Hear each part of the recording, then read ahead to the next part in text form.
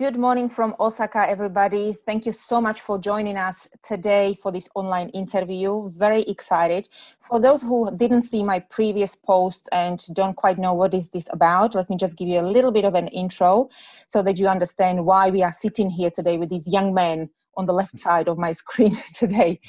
So for those that are into the world of coaching, this will be very helpful. I have been fascinated by the world of coaching for a long time. I have been coached by some amazing coaches. I am doing a lot of coaching myself at work with my team, and I am aspiring to be also a certified coach myself in the near future. And so because I keep talking about coaching all the time, I have got a lot of questions from people that are asking me, what is it that the coaches do? How can they help? Why shall we talk to coaches? And also there is a lot of people that already have coaches, but maybe they would like to choose a different coach, or they would like to see a different approach from a coach. And so I decided that the best way for me to answer some of the questions that you might have will be to interview some of my coaches, my personal coaches that have coached me in the past or that are coaching me right now. At this present moment. So I have lined up for you 3 interviews, and I'm very grateful that my coaches agreed to this and they took time to do this with me. And the first interview will be with Victor, my current performance coach, who will be talking to me today. Good morning, Victor. Good evening to you. Yeah. Good evening for me. Yeah, good evening. Good morning for you. Victor is in Florida, so our sessions are extremely painful because they are very early in the morning for me. So he's torturing. I like to make sure you start your day well. You start your day right, Yeah, you do actually. I really enjoy it. Then the second coach I will be talking to will be Anna in a couple of weeks' time. Anna is shaman and a consultant. And the third coach I will be talking to is Danielle. And Danielle will be talking to us about why shall we pause our lives before the life does it for us. So without any more talking, very excited once again. Thank you so much, Victor, for doing this with me. And let's just get straight into it, I would say. So sounds good. Victor is my young performance coach, and I love that energy that he gives me. I remember the first session that we had, he was very clear about, he told me, let me make this clear, this is not going to be a therapy. This is going to be a performance coaching, and this is you going to be driving hard to make sure that you achieve what you have set up for yourself to achieve. And I really, really love that straightforward approach. So over to you. What is performance coaching? Why are you doing it? And who are you doing it for? So the best way to answer what performance coaching would be is it's basically helping people to operate at their best.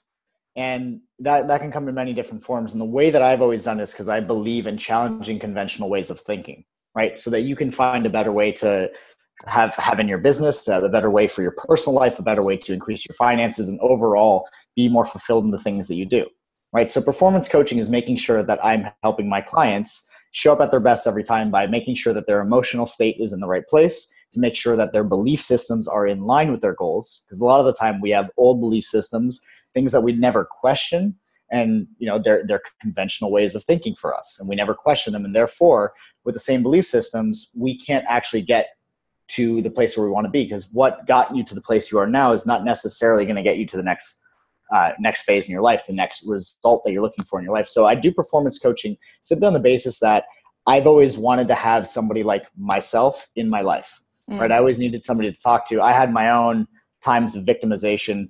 I was good at things. I had a lot of potential, but I wouldn't bring myself to that place because of my own stories in my head. I'd beat myself up.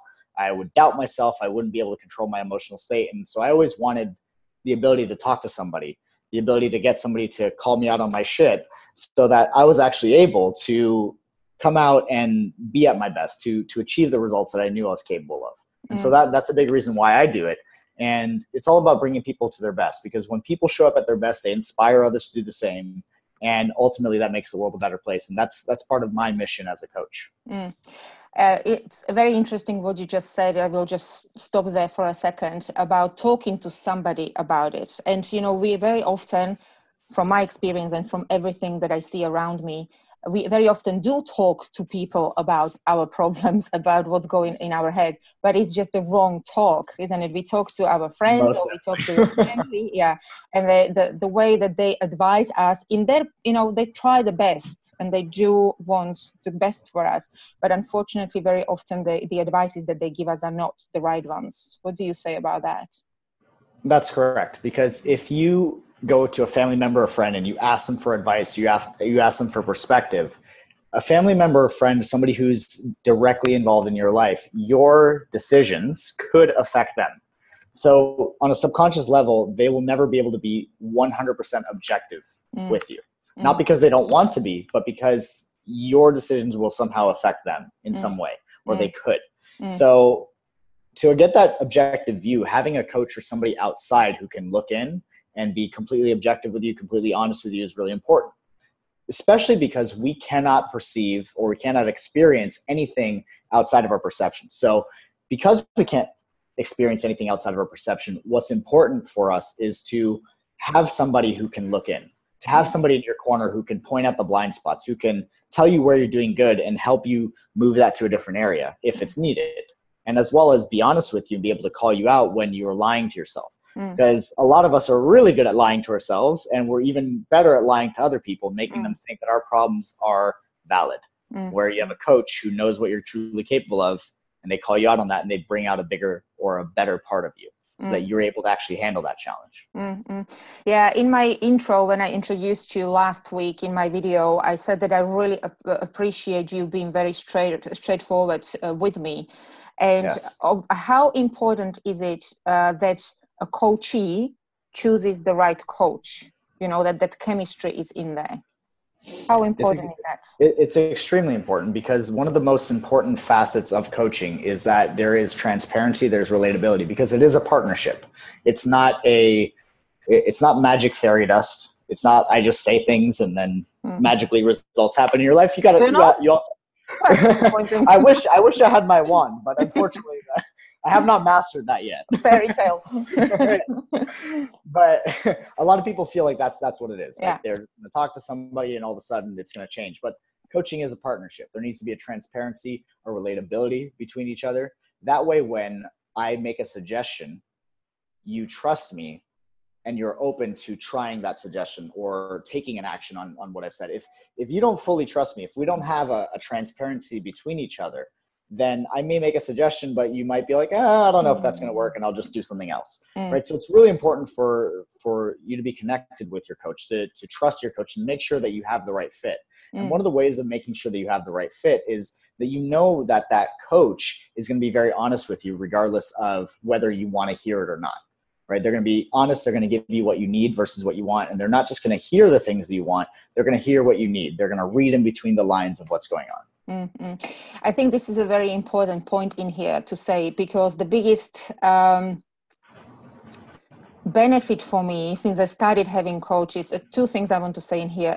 To be extremely open with your coach is absolutely essential. And for anybody out there who is thinking about getting a coach, please do not even go and try if you are going to go into it with saying, I'll see how it goes and I'll tell him a little bit and I will not tell him this bit.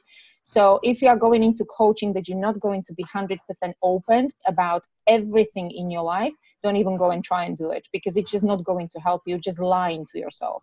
And it was very difficult for me when I started. Now it's a very different story. And that's why we have clicked very fast, I believe, because you were very open and I was very open. I know what I'm expecting from you and you can hear what I need, and you just go in that way. So that's one thing that I wanted to say.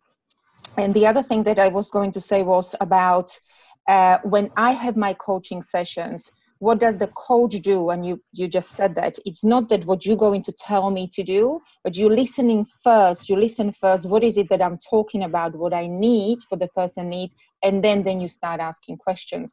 So for me, very often during our coaching session, and I told you this before as well in the sessions, is let me talk so that I can hear myself talking, so that you can hear my thoughts. And then you can ask me questions, because you would hear those thoughts I have in my head, but very often I will not ask the questions that you ask me. So this is why Correct. the honesty and openness is absolutely crucial to the success of coaching. Most definitely. I mean, if you're not honest, if you're hiding things, if you're trying to fight for your own limitations and limiting beliefs or limiting stories, then you're going to get to keep them. Yeah. Right. So if you're not, the phrase that I like to use is, it's important to participate in your own rescue. So as a client, if you're thinking about coaching, you're going to go in and just think that you can just tell somebody your story and then they're just going to be like, oh, okay, like I understand. You're not where you want to be because of this thing. That's not what coaching is. You can go and speak to a therapist and they'll listen to you, but therapy has its place, right? There's a lot of value in it depending on the situation. It's not necessarily geared towards results, right? Therapy is more asking what happened, why did it happen? It's getting into that story where if you want to just tell your story, if you want to just vent, you want to get some perspective on that story, therapy can be great. But if you want the results, then we're focused on what do you want now? What do you want in the future?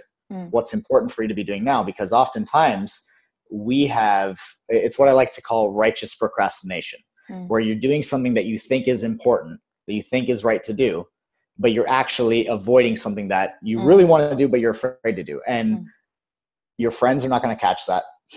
Your family members are not going to catch that, but your coach will. Your coach will see like, no, I know this is what you want. And this is fear talking. So let's handle this. Let's deal with this so that you can move past it and actually go after and get the result and take the action that you need to take to get there. Absolutely. So talking about that, psychology, how important in this whole thing, and again, in my previous videos, I was talking a lot about pushing for the results, because I have been in my life, all my life, driving for results.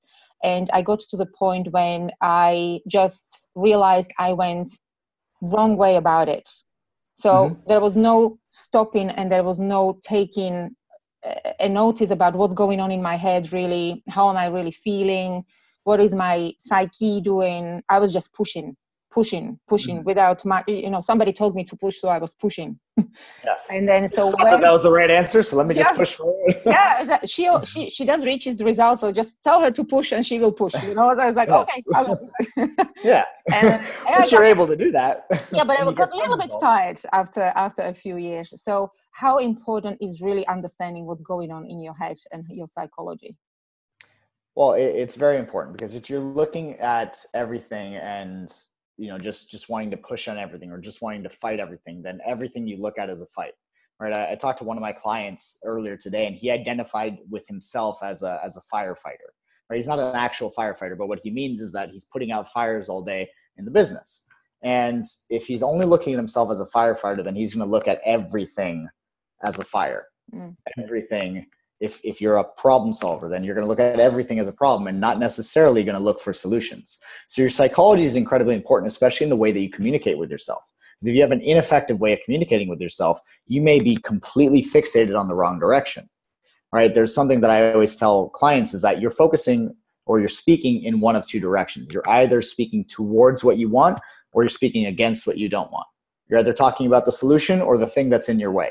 Either way, whatever your focus is, becomes the feeling, and it becomes the direction. It becomes where you start pushing. So if you're focused on problems or the thing that's in your way, you're going to get more of that. And you might be pushing and feeling good about that pushing because you're working hard, but you're not focused in this direction where the solution is. And so that's why the psychology is incredibly important, and to be able to articulate and communicate to yourself effectively so that you always redirect to what is my outcome? What is my focus? What's the solution here?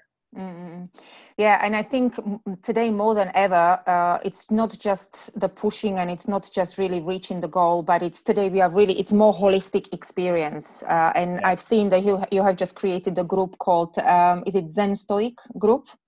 Where you are, Stoic Masters. Where you are focusing really not just achieving that goal, but putting a lot of other stuff, spiritual stuff even, I would say, into how do we reach our goals. So can you tell us a little bit about that? Yes. So some big influences that I've found in my life and that have influenced my coaching and made it different than some other coaches that I've encountered is I've introduced philosophies of Zen and Stoicism into my coaching. So for anybody listening or watching who is unfamiliar with them, if I'm to summarize them, Zen is more along the lines of focusing on intuition, being in the present moment, and detaching, right? Detaching from all the illusions and the distractions in your life. So it's very intuitive. It's all about mind and body connection, full presence in the moment and living in the now. Stoicism comes from ancient Greek and Roman philosophy, and it's all about rationality, perspective, and logic to use your reasoned choice to make better decisions for the common good and live a virtuous life. And so I use the two of them because it's all about, for me, it's not about waiting someday to attain your enlightenment or waiting someday for your life to be virtuous, but living your enlightenment now and living it in the way that you're fully present in the now. You focus on what you can control and understand what you can't, and making sure that you do things using your reasoned choice, not just doing things by accident, but being very deliberate in your approach. And I also use principles of performance psychology and coaching that I integrate with that so that it turns into action. So Zen Stoic Mastery is not a destination for somebody. You don't achieve Zen Stoic Mastery. It is a campaign. And the reason why I say mastery is not because I'm a master myself at this, but because the process of mastery is an ongoing campaign for your life. It's an ongoing thing that you're always improving. You never get there. It's a way of life, and the joy is in the practice of it. Mm-hmm. Yeah, I find it fascinating, and I find really that holistic approach to the whole thing is just so important. Being in Japan, really Zen is the best place, right? Absolutely. Yeah, absolutely. So you know it well. Yeah, I'm trying. It's really, I love it. And I love it in Japan. I just got connected to Japan so strongly. I just feel it so much that it's wonderful. So what kind of people come to you? Is it really only about business, or who are the people that contact you? Who are your clients? Most of my clients are business owners. So most of my clients are entrepreneurs. They have their own business. A lot of other clients that I get are sales professionals, anybody who's in real estate. I get mortgage brokers as well. So a lot of sales professionals, a lot of people who, if they don't have their own business, the type of work that they do, they have a lot of sovereignty over that. So somebody who works at a real estate firm, it's not their business, but it almost is their business because they have sovereignty over that or how much they make. And so those are usually the type of people that come in, right? Either entrepreneurs or intrapreneurs. And for those of you who have never heard the term intrapreneurs, it's basically like an entrepreneur where they're creating their own way of doing things, but they're doing so within a company. So I get a lot of those types of clients because they're the ones that they want to do more. They want to create more and they need the guidance to do that. Right? People who are comfortable or stuck in their ways don't usually come into coaching, even though they can absolutely use it. But they'll come when they're ready. Yeah. That's a very good point, actually, right? It's always, there is a time for everything.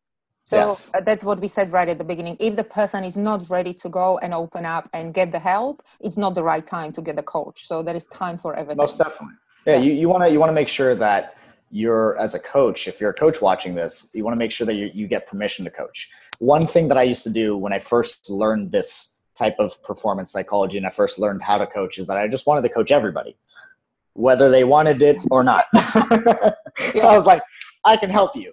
And that's not the way that you want to be. And I'm a Victor and I'm a superstar and I'm going to. Exactly. Yeah. So now I make sure that I get the permission from somebody. If I have a friend who comes to me and obviously they know what I do for a living and they come to me and they say, hey, I got this problem and this and that. I don't immediately jump into coaching. I actually ask them this question. I go, well, let me ask you something. Do you actually want me to help you with this right now? Or do you just want to vent? Do you just want somebody here? Yeah. You just want to talk. Right. Sometimes they answer, listen, I just want to vent. I'm like, cool, man. Like, let's bring it on. Lay it on me. Yeah. Very, very important. So could you just for the people that have never had a coaching session, could you give a little bit of a concrete insight about how does the coaching session look like? Does it have any structure? Do you follow any particular structure, any pattern? What would you say? So when it comes to a coaching session, I usually follow a particular structure where I make sure the very first thing that we do is we anchor in their celebrations and wins. And there are sometimes clients will come to me and they're like, nothing good happened this week. It's been a horrible week. And to that, I always insist on that question, even more so in those moments. The reason being is because we can't build on failure and struggle, but we can build on success. We can build on things that are good, right? We can't build from a place where we're struggling. So I say to them, even if you had a really good meal this week, even if, it was something as simple as when you woke up, the sun was shining and you really liked that. But to get as resourceful as possible so that we're always starting on that note. That we're not starting from a place of being unresourceful or a place of being stuck in our story. So first thing we do is we anchor the wins. I always make sure that I like to go into, what are some things that you've learned, right? I like to see what their progress is based on their action and things that they've learned. I go into what the challenges are. So I want to make sure that I'm acknowledging all the challenges, that we're not just kind of sweeping things under the rug, but we're making sure that we address them. And then we go into what's the outcome for the session? What is the result that they want to get out of that session? That way they're not just, exciting and expensive conversations, but they actually turn into something that we're focused on in a particular direction. So when we get that outcome, we work through it. We work through what's preventing them from that outcome. And it's usually something along the lines of their emotional state or the story that they keep telling themselves. Rarely is it ever a strategy. And there's a reason why I coach both life and business, and I do them both. I don't do either of them exclusively because I don't believe in them being exclusively, because behind every business is a human being. And that human being has emotions, they got belief systems, they got a personal life that all affects the results of the business. So I like to make sure that we're really focusing on that psychology, and we're very heavy on that side of things. And following that, I always assign some action items as, regarding what we talked about that day, so that those calls turn into a result, that they're not just a conversation, but they influence into an action. And then I always make sure that we make sure that we keep that momentum going, get the next call scheduled, and that's pretty much how the call goes. Yeah, which is pretty cool, and it really, really does keep people on track. You do it with the groups as well, or a question would be probably, is coaching possible to do with a group as well, or is it purely for individuals? It can definitely be done with a group. So that's actually something I've recently started experimenting with in my own business, is coaching groups, right? So I got to this point where I had this very quality problem that I would have killed for a problem like this a few years ago, where I have too many clients, and it was by quite a bit, too many individual clients. And I wanted to make sure that I impacted more people, that I leveraged my own time so that I'm able to, do the projects that are important to me, like Zen Stoic Mastery. And so I thought to myself, okay, well, why don't I coach multiple people at a time? Why don't I coach not just one person, but between 2 and 5 people in a group? And so coaching can absolutely be done in the group. What's important though is for the coach to make sure that they're very aware of the different people in the group and what the people want, to not get stuck in one person's story, because you can waste the entire call by doing that. And to also make sure that you don't try to coach everybody at the same time. Understand everybody's outcome, right? That part's important, and not try to coach everybody at the same time. But usually I pick one person whose outcome or challenge is going to teach everybody else something. Where there's a significance to what they have going on specifically that's going to help everybody.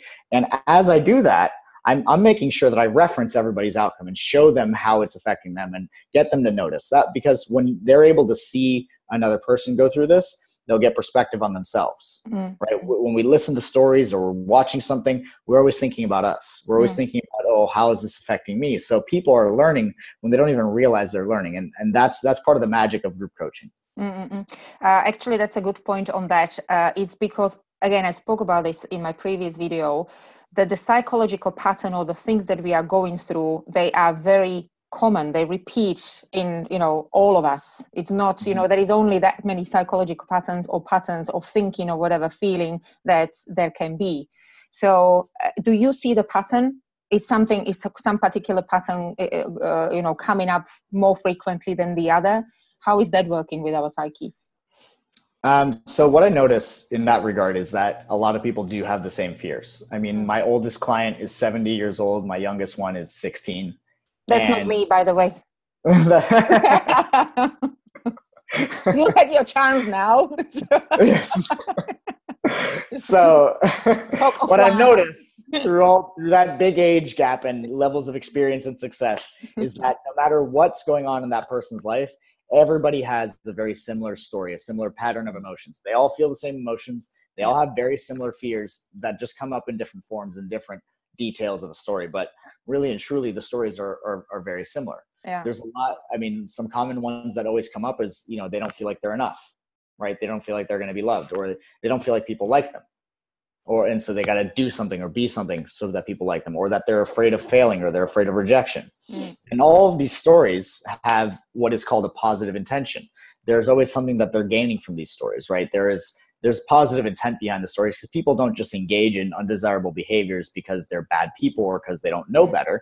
They're trying to achieve something. So if somebody's afraid of rejection, for instance, what they're trying to do, the positive intention of what they're trying to do, is they're trying to protect themselves. So I see this over and over again in many people. I've had that same phone call 4 times in a day before, where that person, they're afraid of rejection. That's why they haven't taken action. So that's the story. That's the story that we tell ourselves. Everybody has that fear. And it's not that it's not there, but is that what you're going to focus on? Or are you going to focus on why you need to start it, or why you must, or why the impact that it's going to create to take action on the idea?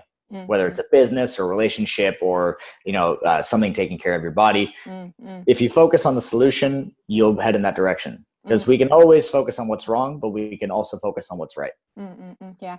So in that, again, I would say about how important identity is for us. We create our own identity and we stick to it, right? Yes. What do you say about our identities? So identity is incredibly important in the sense that your identity is the strongest belief that you have within yourself, right? How you describe yourself, who you say you are, is going to be the biggest factor in the actions that you'll take and the habits that you'll engage in, right?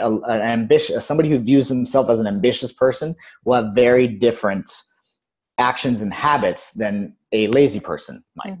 So I was actually explaining this to a client yesterday. One of the best examples that you could actually watch in terms of identity, if anybody here has ever seen the movie Rush Hour 3, there's an example of an identity shift where somebody has a state shift, because different identities, different ways of viewing yourself, include different body language. It includes different ways of thinking or different ways of speaking. And so for those who haven't seen the movie, when Chris Tucker and Jackie Chan get to France, they go into the cab, and the cab driver, he's French and he doesn't like Americans. So he says he doesn't want to drive Chris Tucker because he's American. And, they have this whole, argument, but eventually he ends up driving them, and they go to this place where there are some gangsters there. And then when they leave, they get in the cab and they're driving away. And all of a sudden they notice 2 motorcycles following them. And they say to him, George, we're going to need you to drive faster. And he says, I'm not driving faster. If you guys want to kill me, then kill me. I don't care. And he's being very uncompliant with them. And then all of a sudden, the people on the motorcycles start shooting at the car. And then George, the cab driver, starts freaking out. He starts huddling over the steering wheel like this. And he's scared. And then Chris Tucker grabs him and he goes, George, do you ever watch American movies? And he's like, yes. He goes, okay, George, you're a super spy, George. You're a super spy. And he goes, okay, I'm a super spy. And he goes from crouching and scared to determined in his eyes. He pushes back his hair, and he's got this strong posture about him. And all of a sudden he does this crazy turn and he avoids them and he gets out the way because he's viewing himself as a super spy. That's his identity in that moment. And so it changes his emotional state quickly. Yeah. So that's the power of identity. So you just inspired me. I'm just going to come to the office today as a Wonder Woman. That's right. Exactly. Very good. Victor, thank you so much. We are running out of time. Anything that you would like to say to anybody who is interested in either being coached or somebody that is thinking about becoming a coach? Any advice or any recommendation before we wrap up? Yes. For those who are thinking of becoming a coach, one thing that I've noticed a lot among a lot of people becoming a coach, where they have trouble or they lose faith in themselves, is they think that they're not good enough. I had a client earlier today that she wanted to do speaking as part of her coaching. And she's like, well, I just don't think I'm a good speaker. And so again, that's an identity, right? Not being a good speaker. But one thing that people who are becoming coaches need to really think about and consider is the fact that if you're making it about you and you not being good enough and you not having the skills or you not being able to make it, you're never going to, because it's about you. And coaching is never about the coach. It's not about me. It's about my client. It's about what their results are. I'm here to serve. I'm not here to bolster my own ego. I'm not here to make myself look cool or impress anybody. I'm here to serve this person. I'm here to, and I jump on this interview with you, not because I want to, just talk and say what my theories are. I want to serve the people that are watching. I want to make sure that I serve you. And so anybody becoming a coach, remember, if you obsess about yourself, if you're trying to think about yourself and using that and saying, well, maybe I'm not good. Maybe I don't have the skills. You're focused on you. And what you need to be doing is focusing on the client, focusing on their results, and coming from a place of service. And if you are a potential client and you're looking to get a coach, I would say make sure that you take action and do that. Right? Have somebody in your corner, somebody watching your back, somebody who cares about you, somebody who is going to be honest with you when nobody else will. Right? Because our friends and family will be honest with us to an extent, but they'll also buy into our BS. Right? Because they love us, they're going to let us vent. And maybe they don't see past it. Maybe they have a similar perspective that we do. So maybe they buy into that. But a coach is going to make sure that they speak to the best part of yourself. They're going to make sure that they pull the best out of you because you deserve to be there. And if you're willing and you're able and you're ready to get the honest feedback so that you can take your life to the next level, get yourself a coach. Get somebody in your corner. Perfect. Thank you so very much. I hope everybody enjoyed this. A lot of information in there. If you would like to leave us some comments or ask any questions, please just do it. I will pass them on to Victor for sure. And you never know, we might do a sequence on this, maybe in a few months' time or a few weeks' time. So whatever happens, let's see. But thank you very much, Victor, very much. And we are now going to continue my personal session offline so that I was actually very impressed you didn't swear once. I think once you did a little bit, but I did once. You did once. I get colorful with my language. You can always bleep it out. We both do. So let's take it offline, actually. Sounds good. So thank you so much. You're very, bye. very welcome. We'll speak to you really, really soon. All the best. Thank you so much. Bye. You're welcome. Bye.